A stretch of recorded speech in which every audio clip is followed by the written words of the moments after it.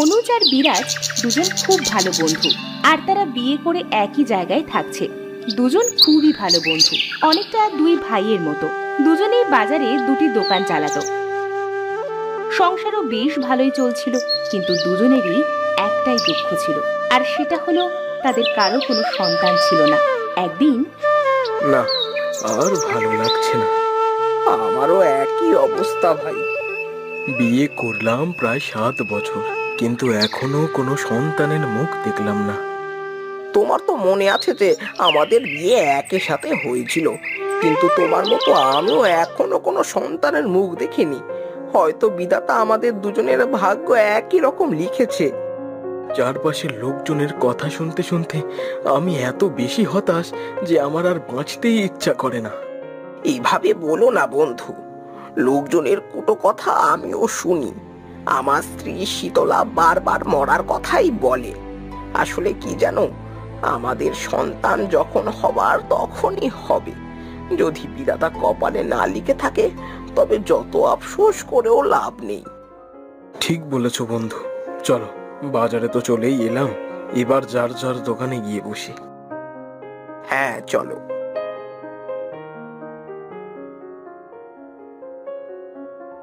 কি আর বলবো বলো তো লতা, আমার আর বেঁচে থাকার ইচ্ছেই নেই। এসব আর কত শুনবো বলো? আমারও আর এসব শুনে বেঁচে থাকতে ইচ্ছে করে না গো। আসলে সকলের কাছে এটা একটা হাসি মজার কিংবা খোঁটা দেওয়ার বিষয়, কিন্তু আমাদের কাছে এটা আমাদের জীবনের অস্তিত্বের বিষয়। এটা কেউ ভাবে না, সকলেই অপয়া বাজা বলে। আমাদের স্বামীদেরও অনেক আজে বাজে কথা শুনতে হয়। আচ্ছা, আমরা একটা কাজ তো করতেই পারি। কি? আমরা আমাদের সব ছেড়ে অন্য এক গায়ে চলে যাই না কেন? সেখানে আমাদের বেশি কেউ চিনবেও না, আর খোঁটাও দেবে না। হ্যাঁ, এটা তো বেশ ভালো বুদ্ধি। আজও এলে ওকে বলবো।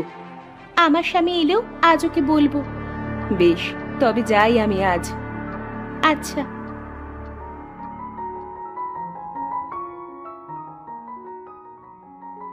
বিকেলে চায়ের দোকানে অনুজ আর বিরাজ বসে চা খাচ্ছিল।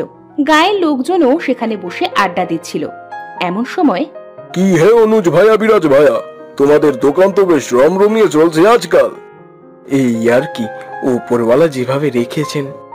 তোমাদের ওই মুদিখানার দোকানে যে কারা আসে তাই বুঝি না। মানে না, মানে তোমরা তো আসলে বেশ অন্যরকম মানুষ। তাই। অন্যরকম? কি রকম শুনি? আসলে সকলেই তো তোমাদের অপয়া বলে গায়ে, তাই আর কি। আবার কিছু মনে করো না। আচ্ছা, একটা কথা অনেক দিন থেকেই জিজ্ঞাসা করব ভাবছি। কি কথা? না মানে তোমাদের বা তোমাদের বউদের অন্য কোনো দোষ নেই তো? আবার অন্য দোষ বলতে কি বোঝাচ্ছ? ইয়ে আর কি, ওই যে লোকে বলে না যে পুরুষত্বের অভাব। হিজড়ে হিজড়ে, আরে ও হিজড়ে বোঝাতে চেয়েছি না, মানে গায়ের অনেকে বলে তো তাই বললাম। আমরা কিন্তু আবার এসব বলি টলি না, তোমরা আবার রাগ করো না জানো। বন্ধু চলো এখান থেকে। হ্যাঁ বন্ধু চলো। আমরা আর যাই হোক কাউকে অপমান করতে পারি না, কারণ বাবা মা আমাদের এইটুকু শিক্ষাটা দিয়েছিল ছোটবেলায়। আহারে, গায়ে লাগলো বুঝি ভাইয়া? আহা, আরে রাগ করো না। যেও না যেও না, আরে শুনে যাও না ভাইরা। রাগে অপমানে অনুজ আর বিরাজ দোকান থেকে উঠে সোজা বাড়ি চলে এলো। বাড়িতে আসার পর তাদের বউরা অন্য গায়ের কথা বললে তারাও আর চিন্তা না করেই রাজি হয়ে গেল। কথা মতন তারা কয়েক গ্রাম ছেড়ে কিছু দূরের এক গায়ে গিয়ে উঠল। বেশ সুন্দর আর নিরিবিলি গায়ে এসে তারাও শান্তিতে থাকতে শুরু করলো। একদিন, গ্রাম তো ছাড়লাম, কিন্তু আমাদের দুঃখ কি তাও কমবে বন্ধু? উপরওয়ালা চাইলে আমাদের সন্তান ঠিক হবে। 7 বছরে হয়নি তো কি, দেখো আমার বিশ্বাস যে আমাদেরও সন্তান হবে। ওদের কথা শুনে পিছনে থাকা বটগাছটি কথা বলে, তোমাদের মনের ইচ্ছা পূরণ হবে। আচ্ছা, মনের ভুল নয় তো? আরে না না, মনের ভুল হলে কি দুজনে একসাথে শুনতাম? এই তো আমি তোমাদের পেছনে দাঁড়িয়ে আছি, আমি বটগাছ। আমি তোমাদের সন্তানের শখ পূরণ করতে পারি, তবে আমার একটা শর্ত আছে। শর্ত? কি শর্ত? তোমাদের আমি দুটো ফল দেব, সেই ফল খাওয়ার 7 দিন পর তোমাদের স্ত্রী গর্ভবতী হবে, আর বাচ্চা জন্মের সাথে সাথে আমার গাছের 2 প্রান্তের 2 শাখার সাথে দুজনের বিয়ে দিতে হবে, আর যখন তারা প্রাপ্তবয়স্ক হবে তখন তাদের আমার সাথে থাকতে হবে। এ কেমন কথা? তুমি তো গাছ, ছেলেও না মেয়েও না। তবে আমাদের যদি ছেলে অথবা মেয়ে হলে তোমার সাথে বিয়ে দেব কিভাবে? সে নিয়ে তোমাদের ভাবতে হবে না, ছেলে হোক বা মেয়ে হোক আমার শাখার সাথে তার বিয়ে দিতে হবে। আচ্ছা বেশ, আমি জীবনে একবার হলেও বাবা হতে চাই, পরেরটা পরে হবে। এই নাও দুটো ফল। গাছের দেয়া ফল দুটো অনুজ আর বিরাজ নিয়ে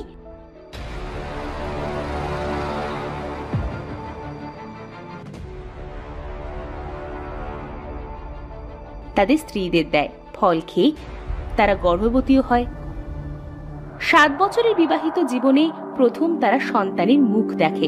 দুজনের 2টি ছেলে শিশু হয়, কিন্তু বাচ্চা জন্মের পর গাছের সাথে বিয়ে দেওয়ার কথা তারা ভুলেই যায়। এদিকে একদিন ঘুমন্ত 2 বাচ্চা উধাও হয়ে যায় খাট থেকে। একসাথে দুজনের বাচ্চা গায়েব, এ কিভাবে সম্ভব? চলো তো আমরা খুঁজে দেখি সারা গ্রাম। বেশ চলো, এতদিন পর বাবা হবার সুযোগ পেলাম, বাচ্চাদের কোনো ক্ষতি হতে দেব না প্রাণ থাকতে। অনুজ আর বিরাজ দুজন মিলে সারা গ্রাম খুঁজল।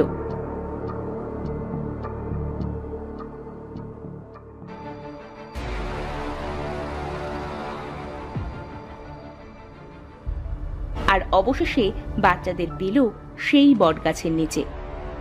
এ কি, আমাদের বাচ্চা এখানে কেন? কারণ তোমরা মিথ্যেবাদী।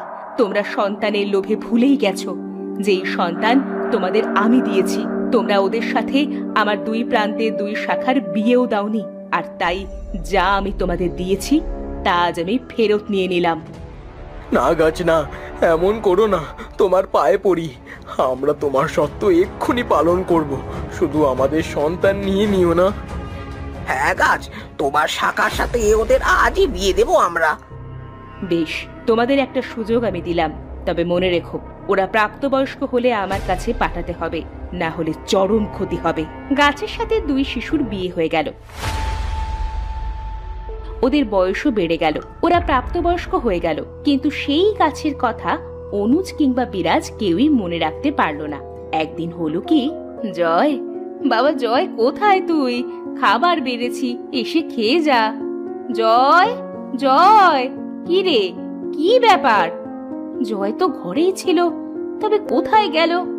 জয়, বিজয়, বাবা খেতে আয়, দেখ তোর প্রিয় বাটি চচ্চড়ি করেছি, আর ইলিশ মাছ ভাজাও আছে, আয় শিগগির। কি রে বিজয়, আয়। জয় বিজয় দুজনকেই কোথাও পাওয়া যাচ্ছিল না, তাই অনুজ আর বিরাজকে খবর পাঠানো হয়।